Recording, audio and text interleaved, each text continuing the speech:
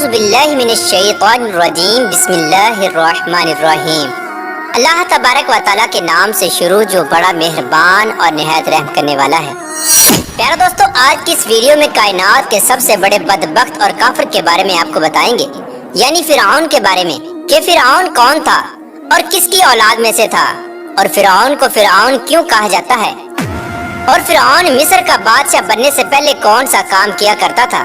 اور یہ فرعون مصر کا بادشاہ کیسے بنا، اور فرعون نے خدائی کا دعویٰ کرنے کے لیے بنی اسرائیل کے مسلمانوں کو کس طرح جانوروں جیسا جاہل بنا دیا تھا، اور پھر کس طرح فرعون نے خدائی کا جھوٹا دعویٰ کیا اور کس طرح یہ مصر کا جھوٹا خدا بنا۔ پیارے دوستو، ان تمام تر سوالات کے جوابات قرآن و حدیث کی روشنی میں آج کی اس ویڈیو میں ہم آپ کو بتائیں گے، لہٰذا آپ سے گزارش ہے کہ ہماری اس ویڈیو کو اینڈ تک ضرور دیکھیے گا۔ پیارے دوستو، وہ فرعون جس کا ذکر قرآن پاک میں ملتا ہے، جو حضرت موسیٰ علیہ السلام کے دور میں پایا جانے والا فرعون تھا، اس کا نام ولید بن مصعب یا مصعب بن ریان تھا۔ بعض مورخین نے اس بدبخت کا نام قابوس بھی تحریر کیا ہے۔ پیارے دوستو، فرعون بدبخت کا تعلق قبیلہ قبطیہ سے تھا اور اس کی عمر 400 سال ہوئی۔ پیارے دوستو، اس 400 سال کی عمر میں نہ تو یہ کبھی بیمار ہوا اور نہ ہی کبھی اس کے سر میں درد ہوا اور نہ ہی کوئی دشمن اس پر غالب آیا۔ پیارے دوستو، اس کا چہرہ تانبے کی طرح چمکتا تھا، اسی وجہ سے یہود و نصارہ اس کو قابوس کہا کرتے تھے۔ فرعون بادشاہ بننے سے پہلے محنت مزدوری اور تجارت کیا کرتا تھا۔ ایک دن یہ محنت مزدوری سے تنگ آ کر بازار کی طرف نکلا اور وہاں پر اس کی ملاقات حامان سے ہوئی۔ دیکھتے ہی دیکھتے ان دونوں بدبختوں کی ملاقات دوستی میں بدل گئی۔ چنانچہ اس وقت یہ دونوں ملعون کام کی تلاش کے لیے شہر کی طرف روانہ ہو گئے، اور ان دنوں میں شہر کے اندر خربوزے کی خرید و فروخت کا کام زیادہ تھا۔ اس طرح یہ دونوں بدبخت ایک خربوزے والے کے پاس گئے اور اس سے کام مانگا۔ چنانچہ اس وقت خربوزے والے نے ان دونوں سے کہا کہ میرے خربوزے لے جاؤ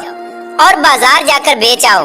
جب یہ مال تم دونوں فروخت کر لو گے تو میں تم دونوں کو کھانے کے لیے دوں گا۔ اس وقت خربوزے والے کی یہ بات سن کر فرعون نے حامان سے کہا کہ تم یہیں ٹھہرو اور میں یہ خربوزے لے جاتا ہوں اور بازار میں فروخت کر آتا ہوں۔ چنانچہ ایسا ہی کیا گیا۔ فرعون وہ خربوزے لے کر شہر کی طرف چلا گیا اور وہاں جا کر فرعون نے دکانداروں سے خربوزے خریدنے کا کہا۔ اس وقت دکانداروں نے فرعون سے کہا کہ ہم تو سودا ادھار خریدتے ہیں اور بیچنے کے بعد اس کی رقم ادا کرتے ہیں، اور یہاں کا یہی دستور ہے۔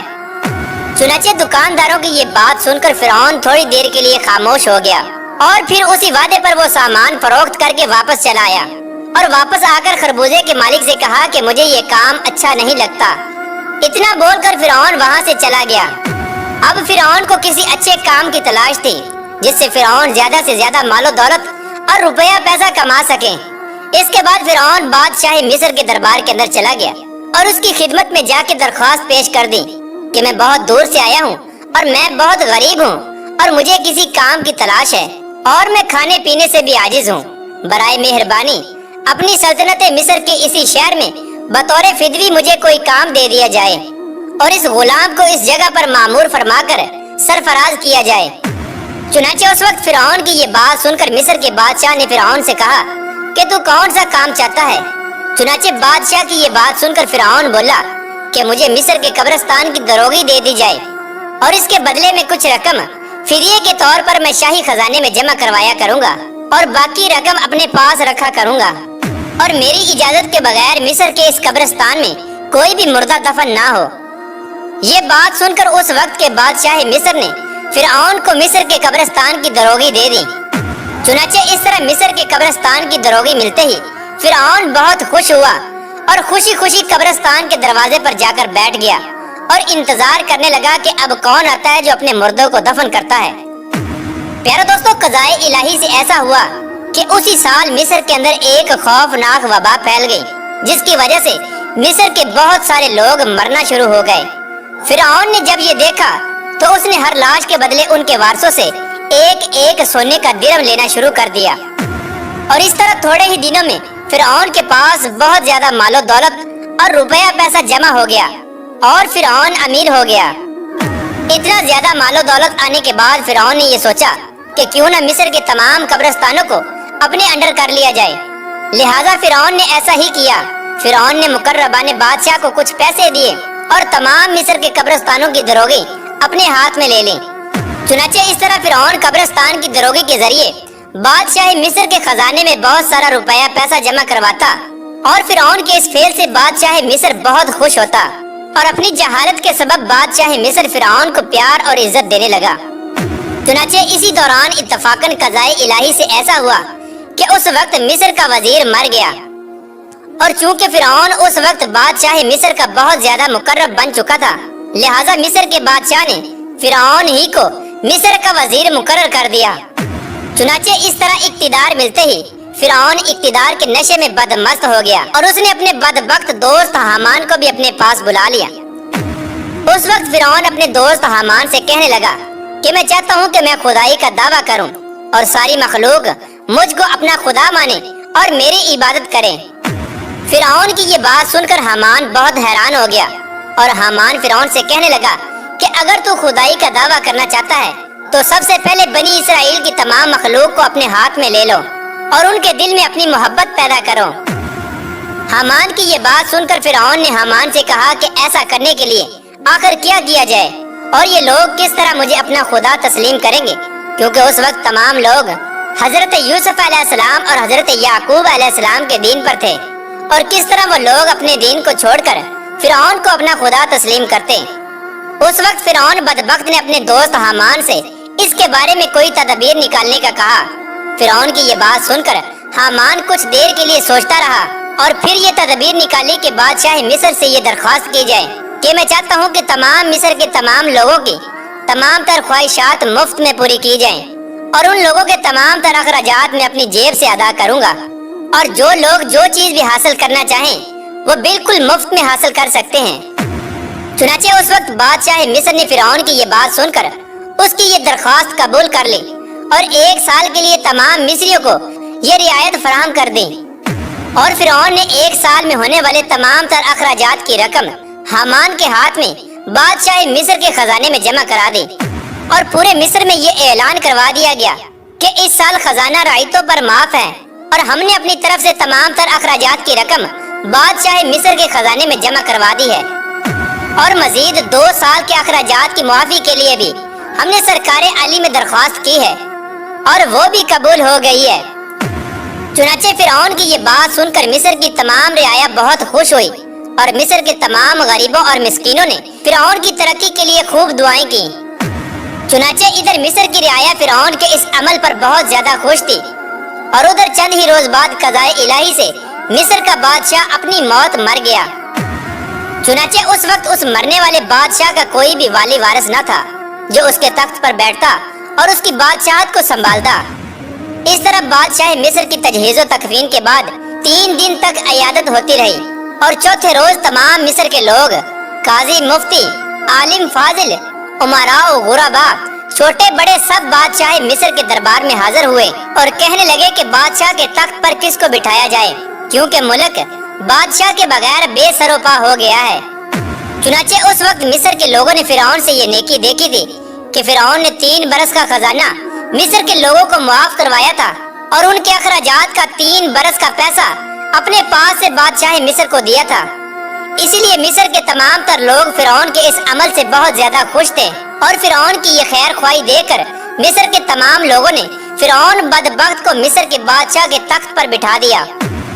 اور اس طرح فرعون بدبخت مصر کا بادشاہ بن گیا۔ اس وقت لوگوں نے یہ خیال کیا کہ فرعون بہت اچھا انسان ہے اور ہماری رعایا کا بہت زیادہ خیال رکھے گا۔ اس طرح جب یہ فرعون مصر کے وزیر سے مصر کا بادشاہ بنا تو اس وقت فرعون نے اپنے دوست حامان کو مصر کا وزیر مقرر کر دیا۔ فرعون مصر کا بادشاہ بنتے ہی اپنے دوست حامان سے کہنے لگا کہ اب پورے مصر میں ہماری بادشاہی ہے، ہم جو چاہیں وہ کر سکتے ہیں۔ اس وقت فرعون نے حامان سے کہا کہ اب کوئی ایسی تدبیر نکالو جس کی وجہ سے مصر کے تمام تر لوگ مجھے خدا ماننے لگے اور میری عبادت کرنے لگے۔ اس وقت حامان بدبخت نے فرعون ملعون کو یہ مشورہ دیا کہ پہلے مصر میں یہ حکم جاری کیا جائے کہ مصر کے اندر جتنے بھی علماء اور فضلاء دین کی تدریس کر رہے ہیں وہ سب کے سب دین کی درس و تدریس کو ختم کر دیں، اور لوگوں کے درمیان اسلام کی تبلیغ کا یہ سلسلہ بالکل ختم کر دیا جائے، تاکہ آہستہ آہستہ تمام لوگ اپنے دین سے دور ہو جائیں اور اپنے دین سے بے خبر ہو جائیں، और आइंदा आने वाली नस्ल दीन से बेखबर और जाहिल पैदा हो। चुनाचे उस वक्त हामान की ये बात सुनकर फिरौन ने फौरन ये हुक्म जारी कर दिया और मिस्र के अंदर दर्स व तदरीस का सिलसिला खत्म कर दिया गया। और फिरौन ने मिस्र के अंदर ये हुक्म जारी कर दिया कि कोई भी शख्स मिस्र में दर्स व तदरीस न करे वरना उसको कत्ल कर दिया जाएगा। फिरौन बादशाह का ये हुक्म सुनते ही तमाम लोगों ने उसके कत्ल के डर से दर्स व तदरीस का ये सिलसिला फौरन खत्म कर दिया और मिस्र के लोगों ने बिल्कुल लिखना पढ़ना छोड़ दिया। चुनाचे इस तरह दर्स व तदरीस का सिलसिला खत्म होने के बाद वक्त गुजरता गया और वक्त के साथ साथ तमाम लोग जाहिल बन गए और इल्म से दूर हो गए और अपने हकीकी खुदा अल्लाह अज़्ज़ा वजल को बिल्कुल ही भूल गए। उस वक्त मिस्र के लोगों की ये हालत हो गई कि वो जानवरों की तरह जाहिल बन गए। उस वक्त फिरौन ने ये चाल चली कि तमाम मिस्र के लोगों को ये हुक्म जारी किया कि तमाम मिस्र के लोग अपने अपने घरों में बुत बनाकर उसको सजदा किया करें और उसकी पूजा किया करें। चुनाचे फिरौन का ये हुक्म पाते ही एक किब्ती कौम जो कि कसीर तादाद में थे, उन्होंने बुतों की पूजा करनी शुरू कर दी और आहिस्ता आहिस्ता ये बुत परस्ती बढ़ती चली गई और ये सिलसिला 20 साल तक जारी रहा। और फिर इसके बाद फिरौन ने मिस्र में ये ऐलान करवाया और इस ऐलान में ये अल्फाज लोगों के कानों तक पहुंचाए जिसका जिक्र कुरान पाक में यूं मिलता है जिस तरह के अल्लाह तबारक व तआला कुरान पाक में इरशाद फरमाता है, और बस लोगों को जमा किया और लोगों से कहा कि मैं हूँ रब तुम्हारा सबसे बड़ा और बुलंद। प्यारे दोस्तों, इस तरह कई साल तक लोग बुतों की पूजा करते रहे। जब लोग मुशरिक और बुत परस्त बन गए उस वक्त फिरौन ने यह हुक्म जारी किया कि अपने घरों में मौजूदा तमाम बुतों को तोड़ दिया जाए और मुझे खुदा माना जाए और मेरी पूजा की जाए। चुनाचे फिरौन का यह हुक्म मिलते ही तमाम लोगों ने ऐसा ही किया। तमाम किब्ती कौम ने बुतों को तोड़ दिया और फिरौन को पूजना शुरू कर दिया और फिरौन को खुदा मानने लगे। लेकिन किब्ती कौम के अलावा दूसरा कोई भी फिरौन को खुदा नहीं मानता था। किब्ती कौम एक वाहिद ऐसी कौम थी जो फिरौन को अपना खुदा मानती थी। बाकी तमाम लोग अल्लाह तबारक व तआला की वहदानियत पर यकीन रखते थे और अल्लाह तबारक व तआला को अपना खुदा मानते थे। इसी वजह से फिरौन किब्तियों पर बहुत मेहरबान था और बनी इसराइल के मुसलमानों पर तरह तरह के जुल्म सितम करता था, क्योंकि बनी इसराइल की कौम हजरत यूसुफ अलैहिस्सलाम के दीन पर थी। इसी वजह से फिरौन उनको जलील करता और उनसे भारी भरकम काम करवाता। अल्लाह तबारक व तआला से दुआ है कि अल्लाह तबारक व तआला हमेशा अपनी इबादत करने की तौफीक अता फरमाए और हमेशा अपनी वहदानियत पर ईमान रखने की तौफीक अता फरमाए और इसी ईमान की हालत में हमें जीना मरना नसीब फरमाए।